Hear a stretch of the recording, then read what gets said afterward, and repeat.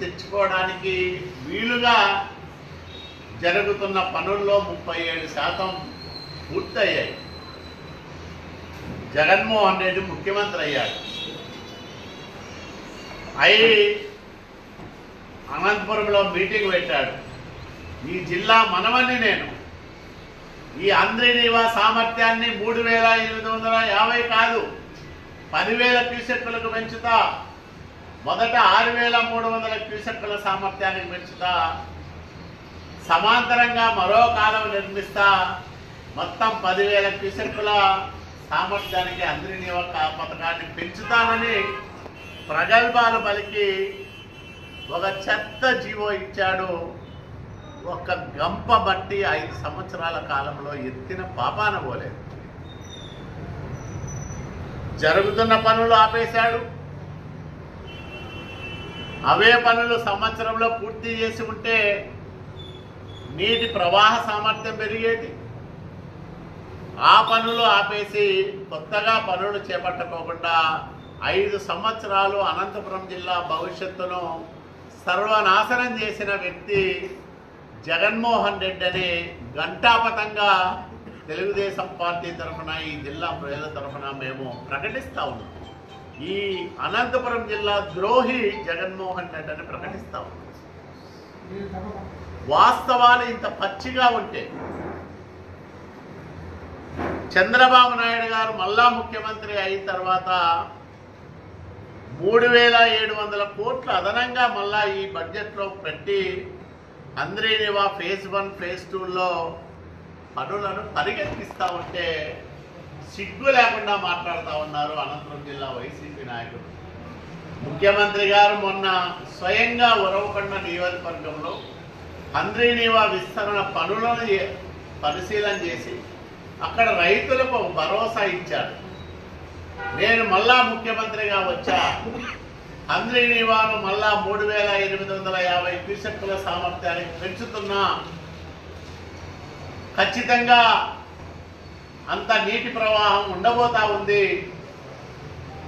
July 10వ తేదీ నీటిని విడుదల చేస్తానని ఆయన తేదీతో సహా ప్రకటిస్తే 5 సంవత్సరాలు అనంతపురం జిల్లాకు తీరని అన్యాయం చేసిన పెద్ద మనుషులందరూ కూడా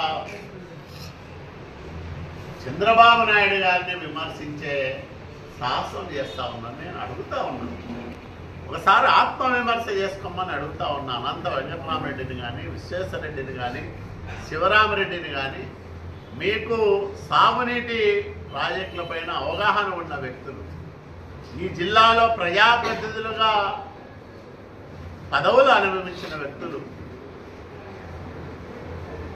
5 సంవత్సరాలు మీరు పదవుల్లో ఉన్న కాలంలో అంద్రినీవాకు ఎంత ఖర్చు పెట్టారు, ఎన్ని పనులు చేశారు? బహిరంగ చర్చకు సిద్ధమా అని అడుగుతా ఉన్నా నేను. 2014-19లో మేమేం చేశామో చెప్తాం, 19-24 మధ్యలో మీరేం చేశారో చెప్పండి. మళ్ళా ఇప్పుడు 24 తర్వాత మేము వచ్చిన తర్వాత మేమేం చేస్తున్నామో మేము చెప్తాం. సవాల్ చేస్తా ఉన్నా. అంద్రినీవా పైన 2014 తర్వాత ఎవరు ఏమి చేశారో అంద్రినీవాకు బహిరంగ చర్చకు సిద్ధమని కూడా నేను సవాల్ చేస్తాను. అంద్రినీవా మొదటి దశ 216 కిలోమీటర్లు విస్తరణ జరిగితే దాని ఆధారంగా మనము రూపకల్పన చేసిన జీడిపల్లి భైరవాంతిప ప్రాజెక్టు పనులను పూర్తి చేసుకోవడానికి అవకాశం వస్తుంది. జీడిపల్లి పేరూరు పనులు పూర్తి చేసుకోవడానికి అవకాశం వస్తుంది. ఉరవకొండ నియోజకవర్గంలో 50,000 ఎకరాలకు బిందు సేద్యం ద్వారా నీళ్ళిచ్చే పథకానికి మళ్ళా మనం జీవం పోయవచ్చు. ఇవే కాకుండా ఆవులదట్ల బ్రాంచ్ కెనాల్ ద్వారా రాయదుర్గం రూరల్ మండలంలో 10,000 ఎకరాలకు సాగునీటి ఇచ్చేదానికి వెసులుబాటు వస్తుంది. మాల్యం బ్రాంచ్ కెనాల్ ద్వారా 27,000 ఎకరాలకు కనేకల్లు మండలంలో అదనంగా సాగునీటి సౌకర్యం కల్పించేదానికి అవకాశం వస్తుంది.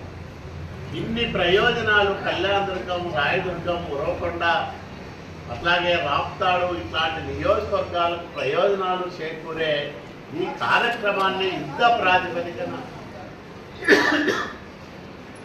రాష్ట్రంలోనే అత్యంత ప్రాధాన్యం కలిగిన ప్రాజెక్టుగా తీసుకొని చంద్రబాబు నాయుడు గారు చేస్తూ ఉంటే ఈ జిల్లా వాసులుగా అందరూ అభినందించారు. నిజంగా మీకు మనసు ఉంటే అభినందించారు. లేదు రాజకీయ పార్టీగా మీరు వేరైతే మౌనంగా ఉండాలి. మంచికి చెడుకు మధ్య ఉన్న సన్నని గీతను వైసీపీ నాయకులు చెడిపేస్తూ ఉన్నారు. ఇది చాలా బాధ అనిపిస్తుంది.